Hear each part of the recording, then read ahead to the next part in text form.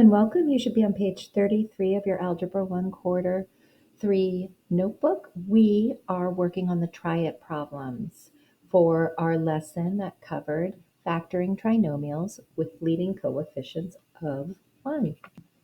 So let's take a look at this first one. First thing you really want to focus on is always look for a GCF first. So remember, your greatest common factor of a polynomial can be a number or it can be a variable.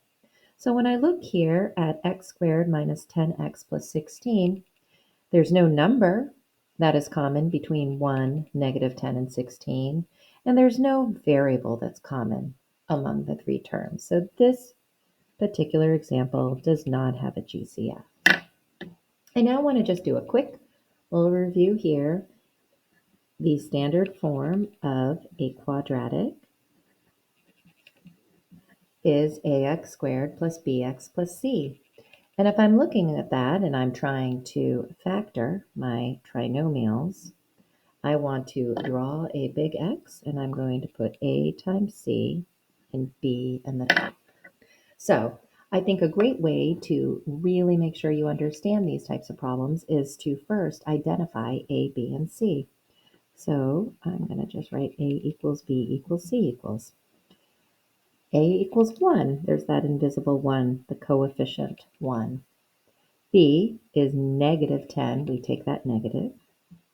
And C is a positive 16.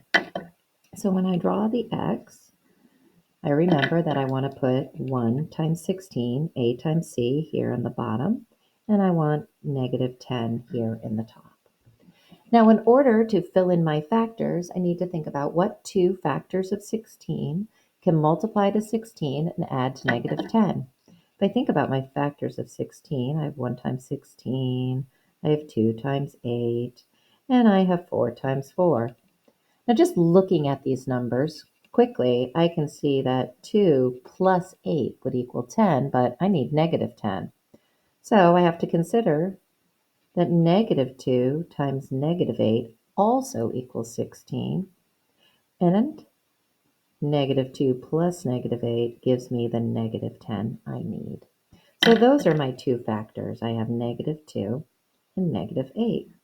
And because this is a trinomial with a leading coefficient of 1, I can set up my binomials.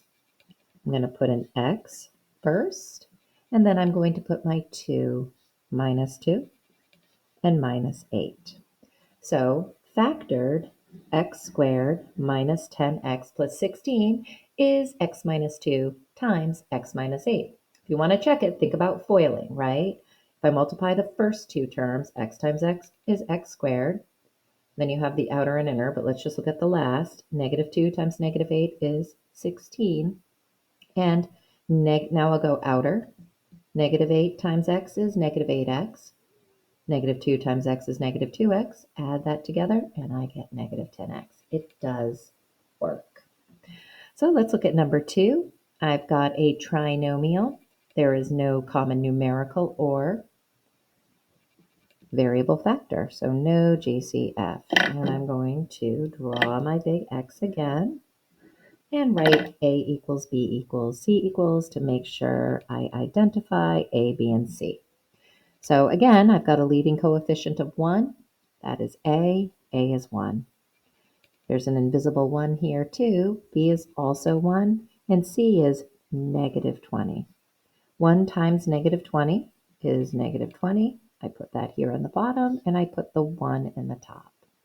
So need to look for some numbers. I'm looking for a positive 1. If I think about my factors of 20, 1 times 20, 2 times 10, and 4 times 5. I could take 4 and 5 to make a 1.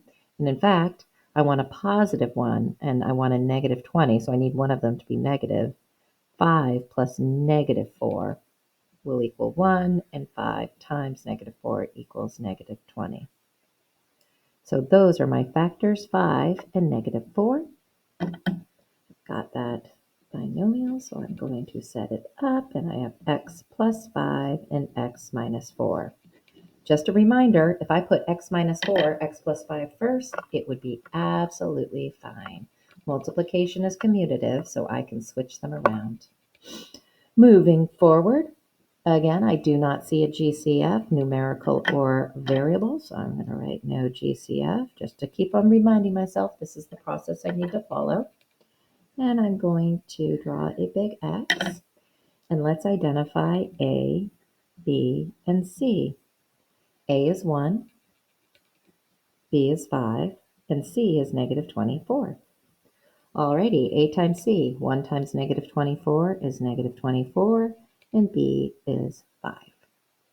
Let's find two numbers that will multiply to negative 24 and add to 5. If I think about my factors of 24, I've got, and 4 times 6, looking like 3 and 8 could maybe subtract to 5, and I want that to be negative. So let's try negative 8 times 3. That equals negative 24, but negative 8 plus 3 equals negative 5.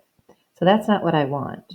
I want a positive 8 and a negative 3 to equal the positive 5. So just make sure you pick the right factor to be negative. So 8 and negative 3 are my factors.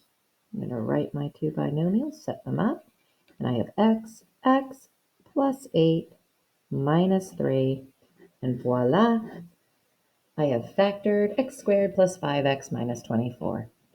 And looking ahead at number 4, is there a greatest common factor? Well, this isn't a 1 anymore, so I'm going to look at my smallest number here. Here's 8, right? And does 8 go into 80? Yes. And does it go into 72? Yes. So because 8 goes evenly into each one of these terms, that is my greatest common factor. So remember, when I was distributing polynomials, I was multiplying. When I'm removing, I'm going to divide. So what's 8 divided by 8? 1. I don't write my 1 coefficient, so I'm just going to write x squared. 80 divided by 8 is a positive 10x, and 72 divided by 8, positive 9. Now I can draw a big X and try to factor this further, this trinomial further. So A equals B equals C equals. Remember, A equals 1. I got B equaling 10 and C equaling 9. A times C is 9 and B is 10. Well, let's think about my factors of 9. 1 times 9 and 3 times 3. I'm already seeing, even without writing it down, 1 times 9 is 9. 1 plus 9 is 10. So with this final answer, I do need to include the 8 because that's still a part of the original expression. Now I will have 8 times x plus 1 times x plus 9. And moving on, let's see, number 5, is there a greatest common factor? Well, I'm going to look at my smallest number, the factors of, let me see, does 3 go into 21 and 90? Well, it actually does. So my GCF, there's no variable to take out, is 3. So I'll get ready for dividing. 3 divided by 3 is 1, so I've got x squared. Negative 21 divided by 3 is negative 7x.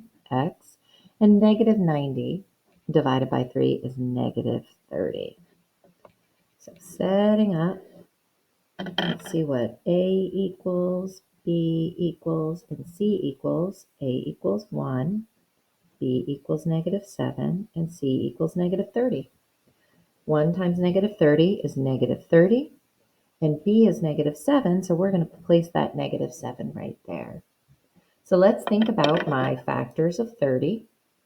I know that 1 times 30, 2 times 15, those aren't looking like they're going to help me. 3 times 10 looks more promising because I know 10 minus 3 is 6. And I can use some subtraction here because I know this is going to be negative. I want that to be negative, and I want this to be negative. So I'm going to take my larger factor and make that the negative factor to get negative 30, because I know since my larger factor is negative, when I add, my sum will be a negative 7. So I've got negative 7 excuse me, negative 10. I'm thinking about negative 7 right there. Whoops. Negative 10 and a positive 3. Remember, my final answer, I do have to include the original 3, that original GCF. And I almost forgot the X. My goodness. And that looks like a B. That doesn't look good. And here we go. Oh, and I forgot the X minus 10 as well. I don't know where my brain is sometimes. X minus 10. Okay, now that is really the final answer. Let's finish this last one on this page before we stop this video. I'm looking here and I don't see a variable or numerical GCF, so there is no GCF, but I am going to try and factor this trinomial. A equals 1, B equals a negative 12, and C equals 36. 1 times 36 is 36, and B here in the top at negative 12. So let's think about my factors of 36. I've got 1 times 36, 2 times 18. That's not going to work. 3 times 12. No, that's not going to get me to 12. 4 times 9. No. How about 6 times 6? 6 plus 6 is positive 12. What if I had a negative 6 times a negative 6? A negative times a negative is a positive 36. And a negative 6 plus negative 6 is going to give me my negative 12. So I have my two binomials, and this time I'll remember the x. Minus 6, minus 6. And this is where you might be tempted to draw a box, but this binomial is exactly the same as this binomial. So I am multiplying something by itself, and we know that is squaring. So I have to rewrite this as x minus 6 squared to be fully correct. That's all for this video. Thanks so much for watching.